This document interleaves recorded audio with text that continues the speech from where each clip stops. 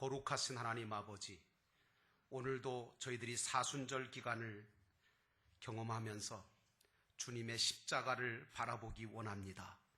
주님의 십자가가 얼마나 능력이 있는지를 발견하게 하옵시고, 주님의 십자가 때문에 자유해지고 능력 있는 삶을 살아가도록 저희들에게 은혜를 베풀어 주옵소서.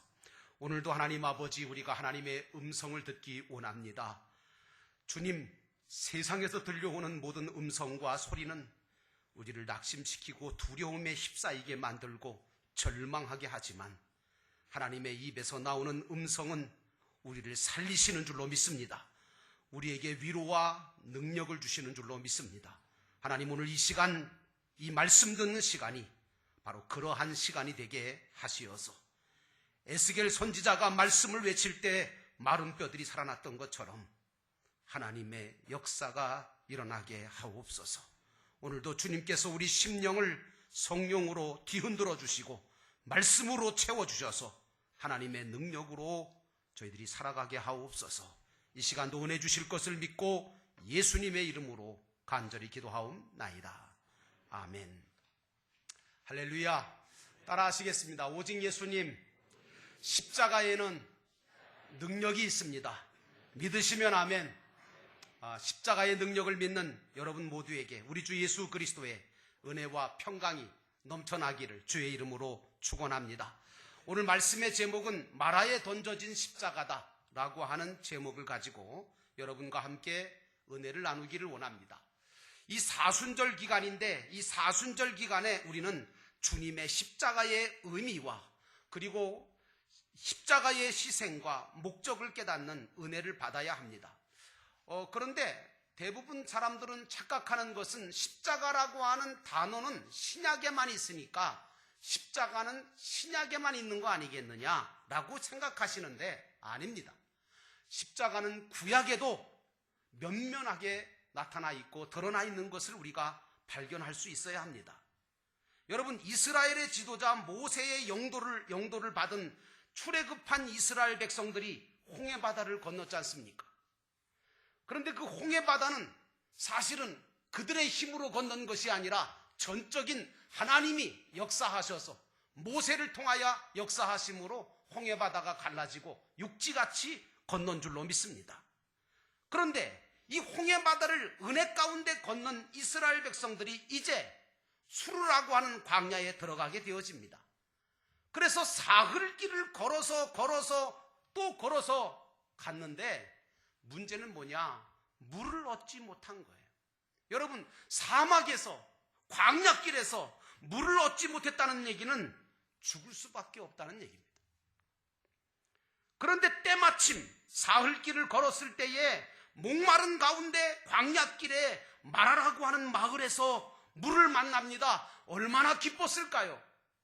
이제 살았다. 이제 물을 만났으니 우리는 살았다. 그런데 말이죠, 더 큰 문제가 생겼습니다. 그 마라라고 하는 마을에서 물을 만났지만 그 고장의 이름처럼 그 물이 써서 도무지 마실 수가 없는 겁니다. 여러분, 엎친 데 겹쳤다라고 하는 말이 나오는 것처럼 목이 말라서 물을 찾다가 물을 찾았는데, 그래서 그 큰 기쁨이 있었는데 그 기쁨 뒤에 절망이 찾아온다고 하면 이건 감당할 수 없는 절망인 겁니다. 다시 말하면 이스라엘은 최악의 상황을 맞게 되어진 겁니다. 그런데 말이죠, 이런 최악의 상황이 드러났을 때, 이런 상황 속에서 우리의 신앙이 드러난다는 사실입니다. 이 최악의 상황 속에서 불평하고 불만하고 낙심할 것이냐, 아니면 하나님의 뜻을 헤아리고 주님의 도움을 구할 것인가? 나는 여러분들이 후자가 되시기를 주의 이름으로 축원합니다. 오늘 이스라엘 백성들은 이 최악의 상황을 만나니까 다 절망합니다. 불평합니다. 원망합니다. 우리를 죽이려고 여기까지 왔느냐? 그런데 모세가 어떻게 합니까? 그 극한 상황 속에서 모세는 하나님 앞에 엎드려 기도한 줄로 믿습니다. 여기 계신 여러분들도 모세가 되시기를 주의 이름으로 축원합니다. 자, 이제 본문의 말씀을 통해서 첫 번째로 우리가 생각해 봐야 될 것은 마라에서 쓴물을 만난 위기에 대한 말씀을 우리가 생각해 봐야 됩니다. 여러분, 인간은 죄로 인하여 다 죽습니다. 출애굽기 15장 24절에 보니까 그곳 물이 써서 마시지 못하겠으므로 그 이름을 마라라 하였더라. 출애굽한 이스라엘이 수르 광야에서 마라의 쓴물을 만났습니다. 쓰디쓴 물 외에는 마실 물이 없는 곳 마라.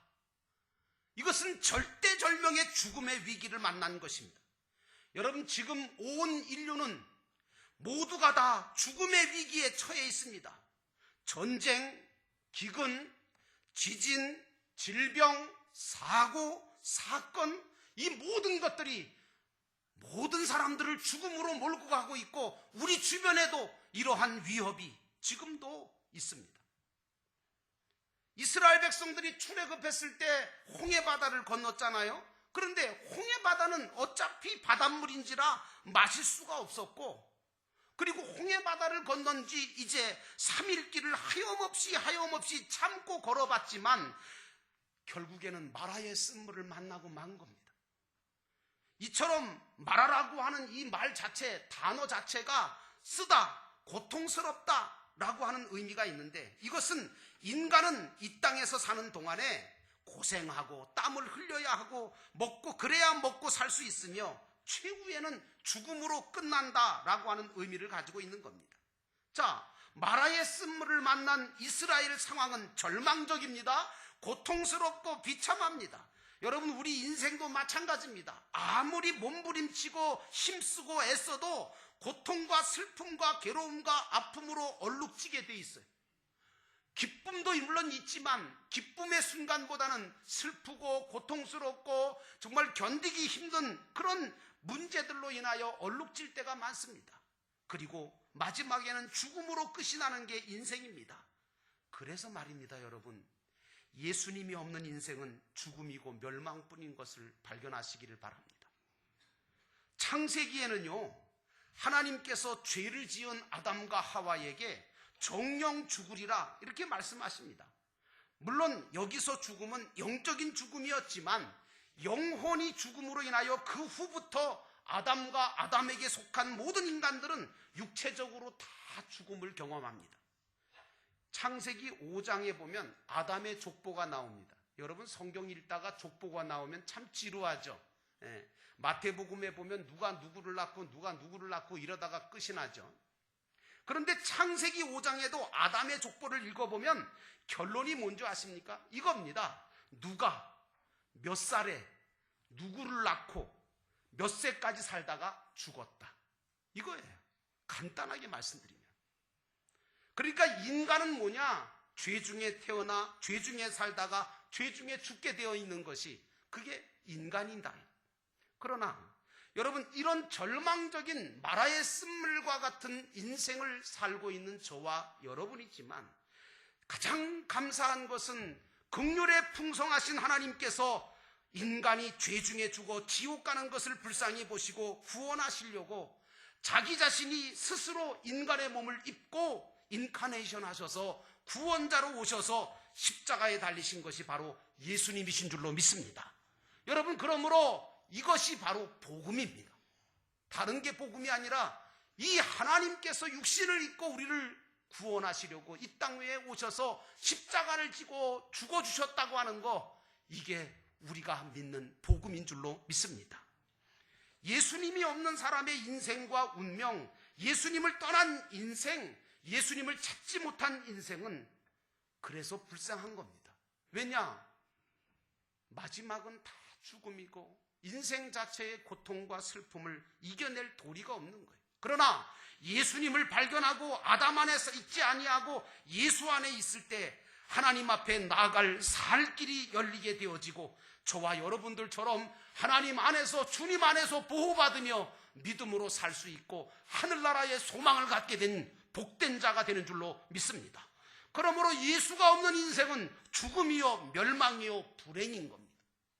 로마서 5장 12절에 보니까 이런 말씀이 나옵니다. 그러므로 한 사람으로 말미암아 죄가 세상에 들어오고 죄로 말미암아 사망이 들어왔나니 이와 같이 모든 사람이 죄를 지었으므로 사망이 모든 사람에게 이르렀느니라.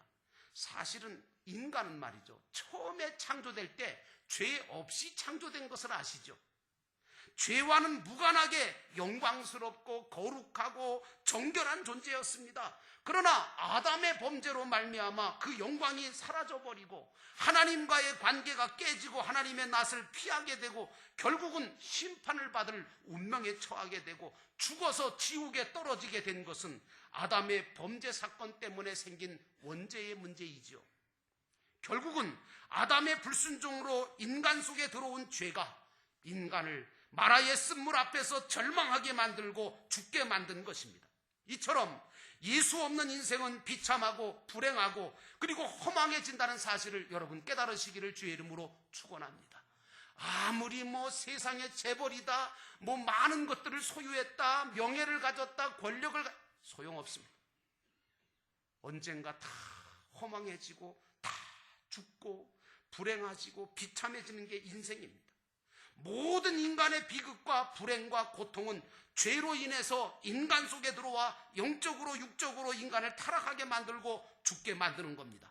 그러므로 예수님이 없는 인생은 죽음이고 멸망뿐이라는 사실을 분명하게 인식하고 여러분들은 예수 그리스도를 온전하게 믿었음을 감사하시기를 주의 이름으로 축원합니다. 두 번째로 생각해 봐야 될 것은 모세가 이 순간에 부르짖는 모습을 볼 줄 알아야 됩니다.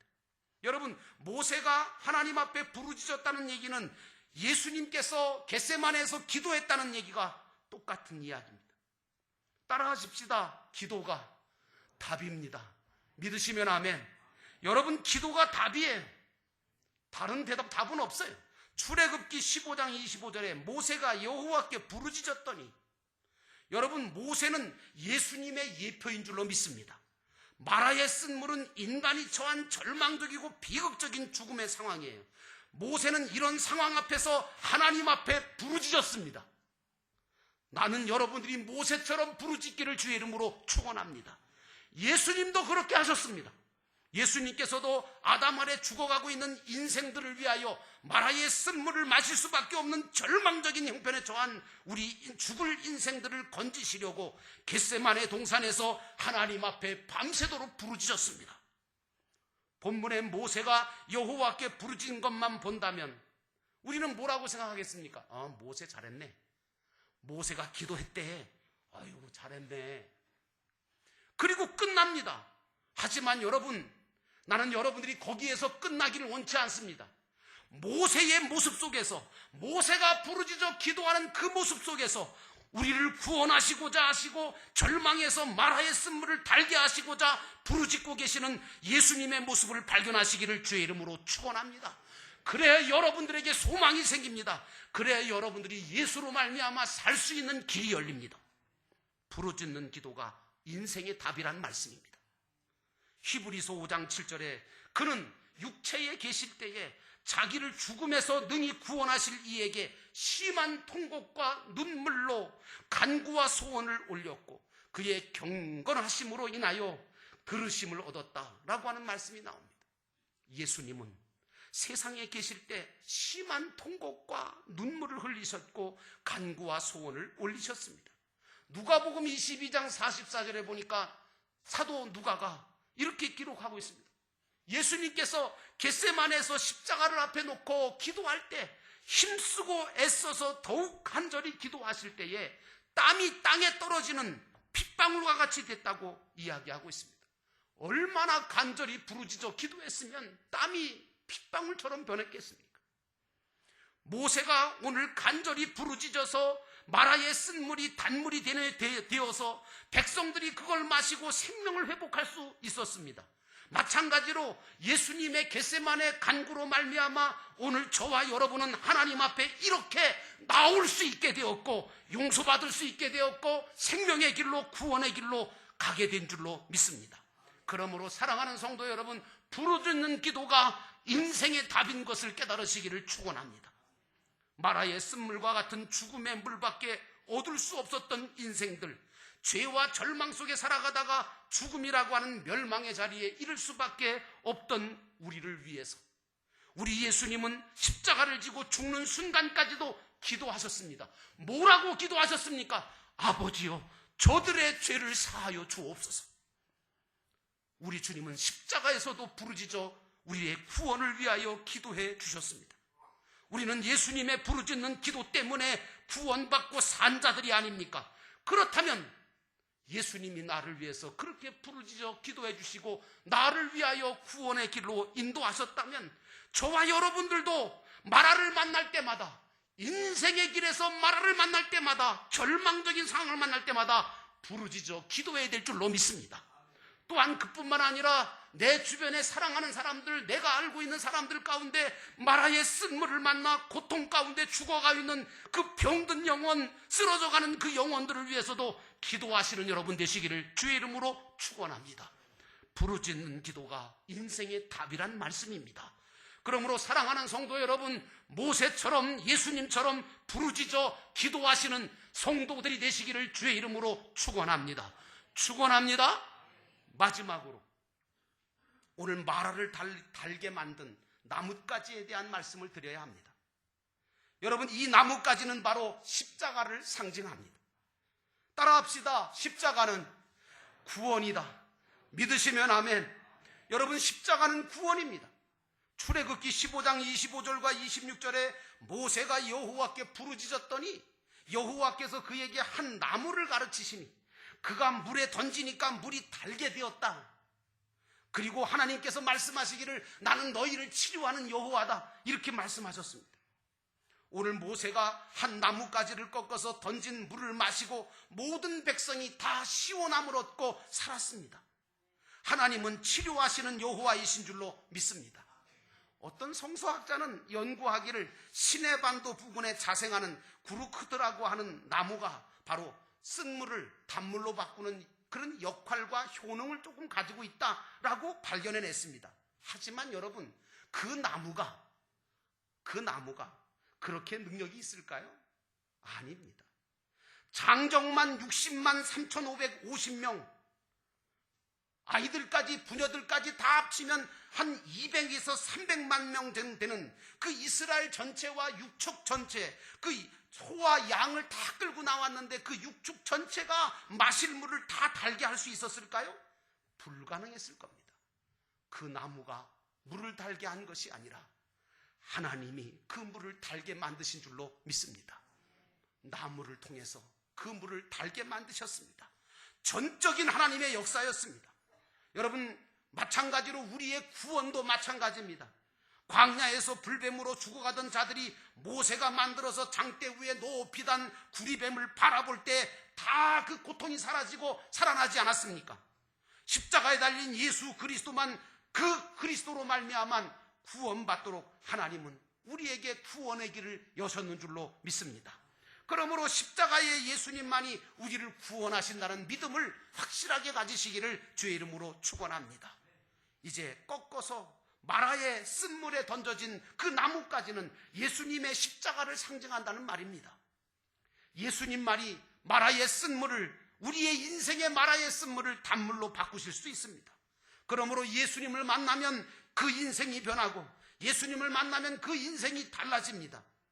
여러분, 그 인생의 목적이 달라지고 가치가 변하고 그리고 그 모든 것들이 변합니다. 모세가 나무를 물에 던져 달게 하고 생수가 되게 했듯이 하나님은 예수님을 십자가에 못 박아 우리를 살게 하시고 우리를 구원하셨는 줄로 믿습니다. 이것을 감사하는 사순절 되시기를 주의 이름으로 축원합니다. 여러분, 인간 스스로는요, 뭐 아시겠지만 인간 스스로는 쓴물을 단물로 바꿀 수가 없어요. 하나님이 바꾸어 주셔야 되는 겁니다. 예수님의 십자가가 답인 줄로 믿습니다. 예수 안에서 우리는 변화될 수 있는 것이고 예수 안에 우리가 살 수 있는 것이고 예수 안에 영생의 생수를 마실 수가 있는 것입니다. 예수님 만나야 인생은 삽니다. 십자가의 예수님만이 우리를 구원하십니다. 아마도 예수님을 만나게 하기 위해서 하나님은 이런 사건 저런 사건, 이런 고통 저런 고통도 허락하십니다. 나는 여러분들이 어떤 경우에도 예수를 만나 구원의 길로 걸어가는, 믿음의 길을 걸어가는 여러분 되시기를 축원합니다. 누가복음 23장 39절로 43절에 보면 예수님이 십자가에 달리신 골고다의 이야기가 나옵니다. 거기 예수님과 함께 골고다상의 좌우편에 두 강도가 죄중에 사형수가 되어 죽어가고 있었습니다. 그들의 죽음과 예수님의 죽음은 확연하게 구분이 됩니다. 왜? 우리 예수님은 당신 죄 때문에 죽는 것이 아니라 온 인류의 죄를 대신 지시고 십자가에 달렸지만, 이 두 강도는 자기들의 지은 죄 때문에 달린 자들이 아닙니까? 처음에는 이 두 강도가 예수님을 모두 둘이 다 욕하고 비방했습니다. 그런데 그 중에 한 강도에게 변화가 일어났지 않습니까? 왜? 그 예수님께서 빌라도 법정에서 사형 판결을 받으시고 십자가를 지시고 자기들과 함께 골고다에 오르는 그 행함, 그 행하시는 모습, 그리고 그 십자가에 달려서 행하는 그 모든 말하는 것이나 행동하시는 그 모습을 보면서 이 강도는 마음속에 뭔가 변화가 일어나기 시작합니다. 아, 이분이야말로 하나님의 아들이 아닐까? 이분이야말로 온 세상의 모든 죄를, 나 같은 죄인을 위해서 살리시려고 오신 구세주가 아닐까? 거기서 이 강도는 예수님이 하나님의 아들이고 구제주이심을 깨닫고 자기의 죄를 회개합니다. 그리고 주님, 오늘 주님께서 내 영혼을 맡아주시기 원합니다. 예수님 말씀하시기를 회개하는, 그리고 당신을 믿는 그 강도에게 오늘 내가 나와 함께 낙원에 있으리라고 허락하셨습니다. 예수님이 내 인생의 쓴물을 단물로 바꾸시는 생명나무이신 것을 믿으면 놀라운 변화가, 이처럼 구원의 경험이 역사가 되는 줄로 믿습니다.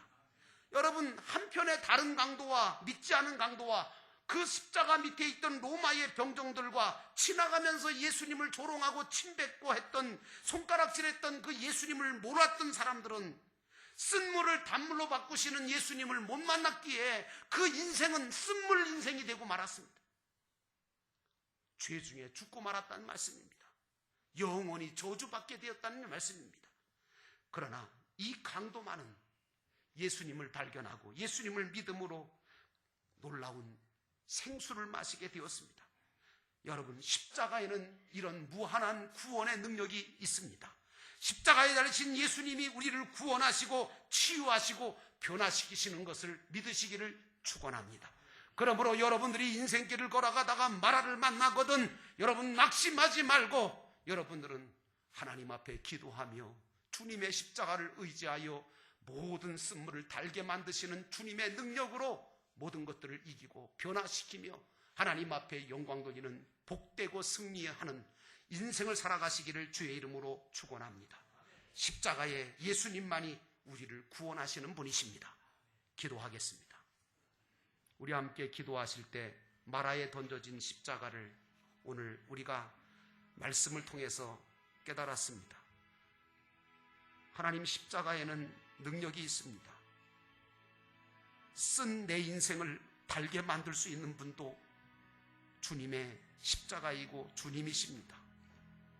주님, 우리가 다 죽고 말 인생이고 허망해지고 허무할 수밖에 없는 인생을 삽니다.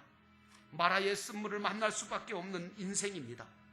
주님, 저희들을 불쌍히 여기시고 마라에 던져진 십자가처럼 예수 그리스도를 내 안에 모셔 내 인생이 단 인생이 되게 하시고 변화받는 인생 되기 원합니다. 하나님 아버지, 우리가 주님 앞에 부르짖어 기도하는 모세가 되게 하시고 주님이 되게 하옵소서. 주님, 오늘도 이 시간 우리를 바꾸시고 우리를 변화시키시고 우리를 능력 있게 하옵소서. 우리 함께 조용히 기도하시면서 말씀을 기억하면서 잠깐 동안 기도하겠습니다.